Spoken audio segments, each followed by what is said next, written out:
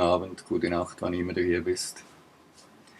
Gedanken am 22. Mai 2020. Die Corona-Lüge ist noch immer. Die Maßnahmen werden ein bisschen gelockert, dann wieder angezogen, dann wird das wieder verhindert und das geht auch nicht.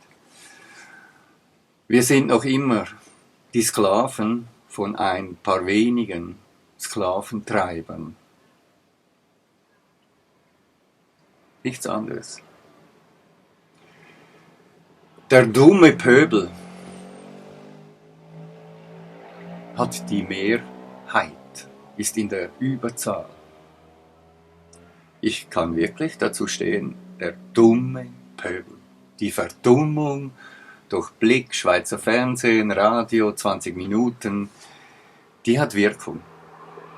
Die hat Wirkung. Die Naiven und Autoritätsgläubigen und jene, die nicht fähig sind, kritisch zu denken, die werden alle abgeholt von dieser Lügen- und Lückenpresse, von diesen Nutten der Macht und der Kabale.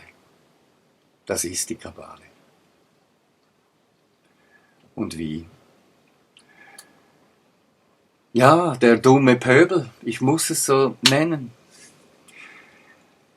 Wer ein bisschen wach in der Welt rumgeht, hat das mitbekommen, dass in den letzten 20 Jahren der Intelligenzquotient IQ global im Durchschnitt um 20 Punkte gefallen ist. Das kann sich jeder mal selbst vorstellen. Schaut doch mal nach, was Einstein hatte. Und der war weit vorn. Der EQ würde ich auch behaupten, der ist auch runtergekommen. Der Emotionalquotient. Ja. Ganz bestimmt. Wenn Mann oder Frau dümmer wird, wird das nicht bemerkt. Oft nicht. In den meisten Fällen nicht. Nun ja, dieser dumme Pöbel, der da rumgeistert und alles glaubt, was ihm da vor die Füße gestellt wird, der gefährdet die Gemeinschaft, das ganze Land. Wenn wir uns wirklich befreien wollen, wieder befreien wollen, aussteigen wollen aus dieser Lüge, dann haben wir jetzt etwas zu tun. Wir sollten wach werden, wir sollten aktiv werden.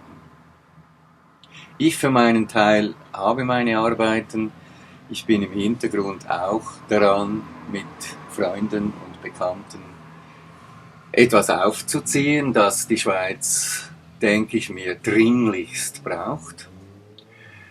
Da sind wir dran und das wird dann offiziell, wenn es offiziell ist. Alle fordere ich auf, aktiv zu werden. Es geht nicht an, dass wir uns diesem Pöbel ausliefern. Es geht nicht an, dass wir alle unsere Werte und Rechte verlieren. Und diese verlieren wir. In ganz kurzer Zeit haben wir schon sehr viel verloren und am 11.09. ist Schluss mit lustig. Dann läuft die Frist ab. Dann kann keine Einsprache mehr kommen. Dann wird das Notrecht, wie es Berse sich für sich zurechtbiegt und wie er alles unter seine Fittiche nehmen kann und quasi erpressen und erdrücken kann, wird er alles in unsere Gesetzgebung überführen. Und wir sind dann die Gelackmeierten.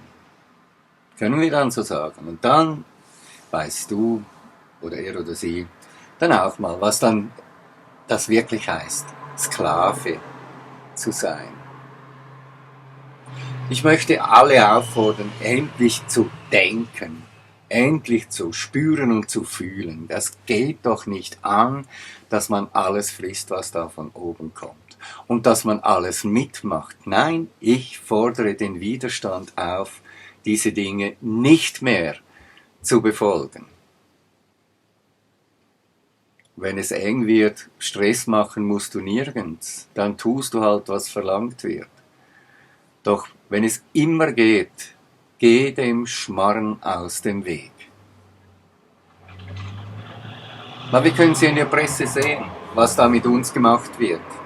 Ich lese in 20 Minuten, lese ich von dem legendären Butler. Er diente 11 US-Präsidenten im Weißen Haus. Jetzt ist er an Corona gestorben. So, für so dumm halten sie uns. So läuft das. Zählt doch selbst mal zusammen, wie viele Jahre das sind, wie alt das dieser Mensch war, und mit Sicherheit hat er Vorbelastungen gehabt. Ist also nicht an, sondern mit, wenn überhaupt, Corona gestorben. Das ist ein Unterschied. Oder Blick schreibt etwas über eine junge deutsche Leichtathletin, Weitsprung, die sich öffentlich outet und findet, da stimmt was ganz gehörig nicht. Und man sollte achtsam sein und das durchschauen. Und dann wird sie als irre Verschwörungstheoretikerin genannt. Das ist das System vom Blick, das ist typisch Blick. Alles, was nicht auf der Linie ist, die er selber verfolgt, wird als irre bezeichnet. Nun ja, wir sind in dieser Zeit, da wird uns das und dieses gesagt und wir wissen alle, wir können es um 180 Grad umkehren und dann sind wir in etwa bei der Wahrheit. Und genauso ist es mit diesem Irre. Diese Typen, die dort arbeiten und solches verbrechen, diese sind selbst irre. Und nicht diese Leichtathletikerin. Nein, die hat vollkommen recht. Die hat gelernt, kritisch zu denken.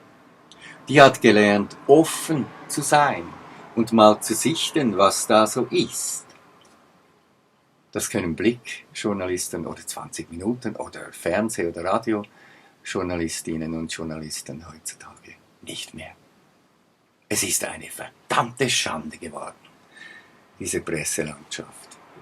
Und hier haben wir die Pflicht aufzuräumen. Wenn wir nicht ganz verloren sein wollen,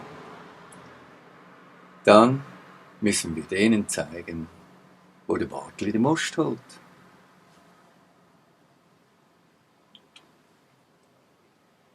Mir tun alle Menschen mit Gesichtsmaske wirklich leid.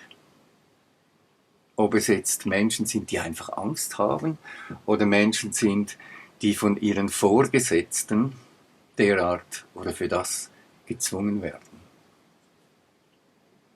Diese Vorgesetzten gehörten eigentlich weggesperrt. Sie gefährden die Gesundheit ihrer Arbeitenden. Diese Gesichtsmasken sind Bakterienschleudern. Bei längerem Tragen bekommst du so oder so viel zu wenig, und zwar viel zu wenig Sauerstoff in dein Blut, in deinen Körper und in dein Hirn. Und wer noch ein bisschen seine IQ-Punkte hat, der weiß, dass Sauerstoff für das Hirn bedinglich ist.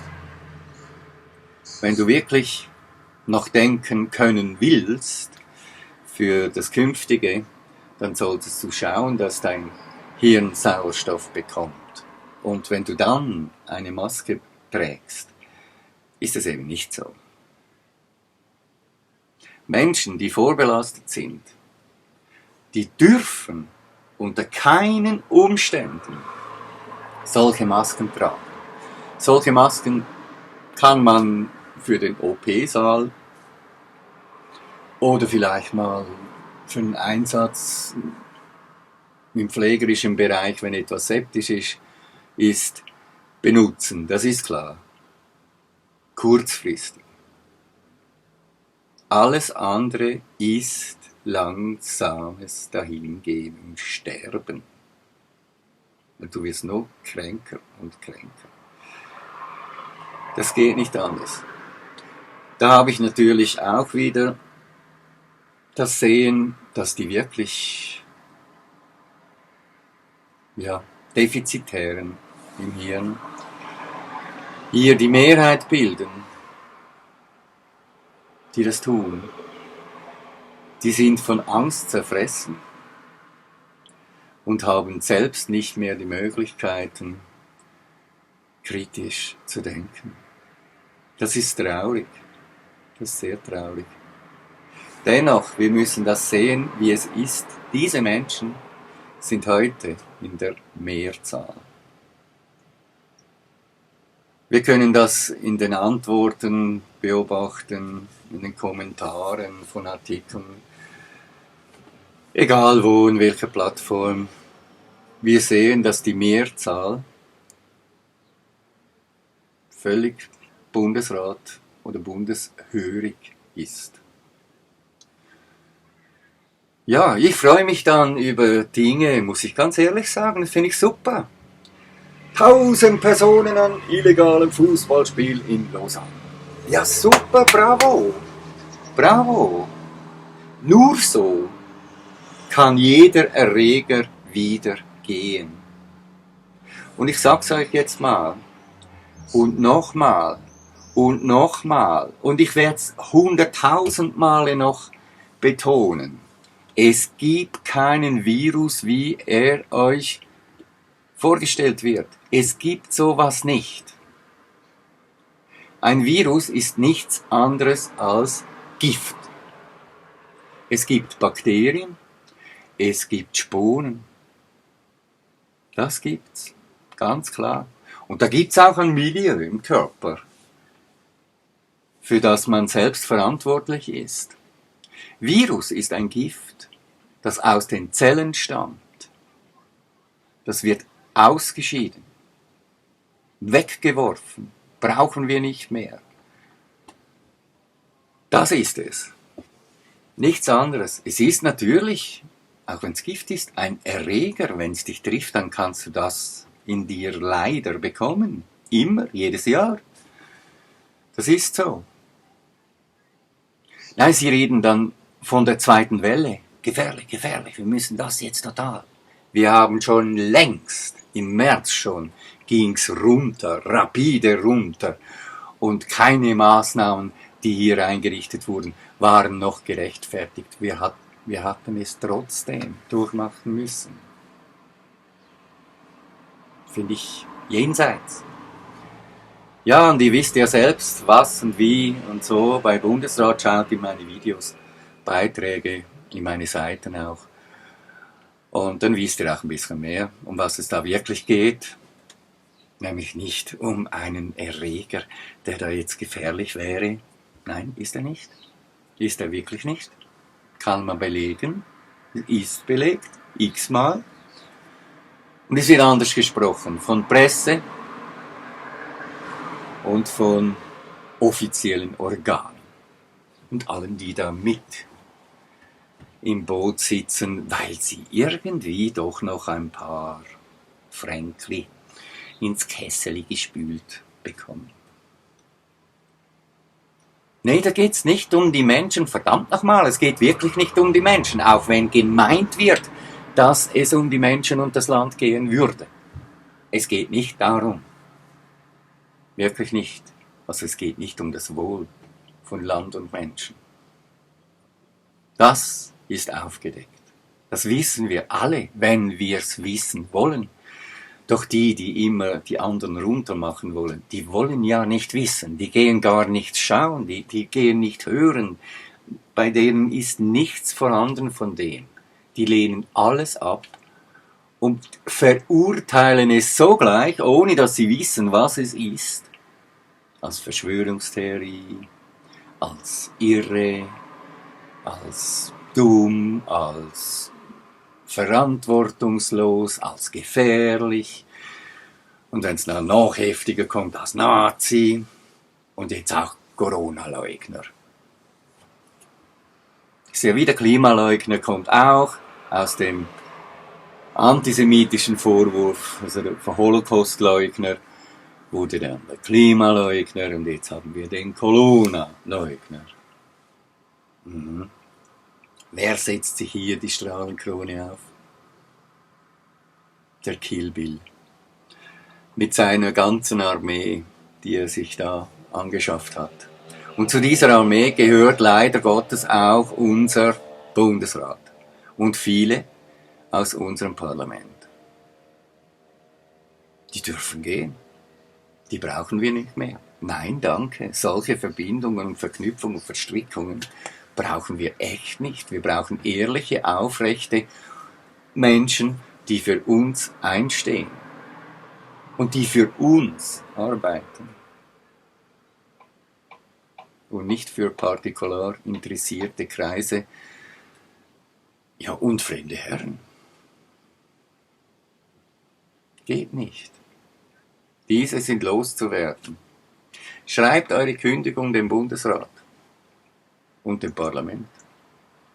Schreibt das. Zu Tausenden am besten. Wirklich. Die sollen Körbe voll Kündigungsschreiben bekommen.